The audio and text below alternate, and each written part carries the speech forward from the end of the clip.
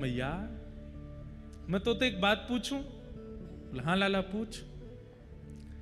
मोए ब्रजे छोड़े भय, आपको ब्रजभाषा समझ आ रही है ना?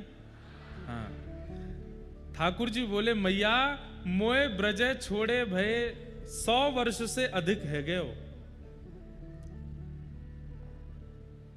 मैं तो यूं जानता हूं कि जब मैं गैया चरा करके लौट के आता और वह समय में भी नेक विलंब है जाता तो मेरी मैया छटपटाने लगती जैसे बिना जल के मछली।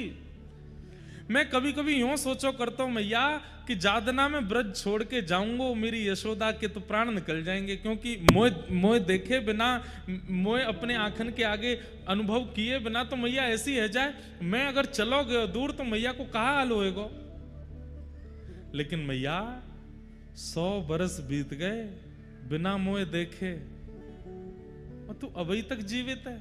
मैया ठाकुर जी करें, भगवान करें तू तो 1000 वर्ष जीवे, लेकिन मैया मुकु आज ने संशय है रहो है कि कन्हैया ते इतनो प्रेम करवे वारी मैया 100 वर्ष कैसे रह लई मेरे बिना।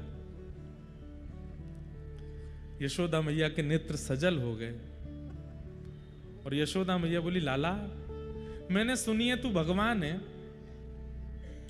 ठाकुर जी बोले ना मैया सबके काजे हूं, तेरे काजे तो ना हूं। बोले अगर तू भगवान है तो हृदय में देखनो आवे, हृदय में झांकनो आवे, कौन के हृदय में कहा चल रहा हो तो पता होगी। बोले हाँ मेरे हृदय में झांक के देख तो कुछ दिखेगा। जैसे ही ठाकुर जी ने यशोदा जी के हृदय में देखा तो यही छवि यशोदा मैया के चित्त में खड़ी है। मैया बोली लाला प्राण तो मेरे वही समय निकल गए होते जादना तू ब्रज छोड़ के गयो, लेकिन तेरो ये निगोर और रूप मेरे चित्त में बैठो है।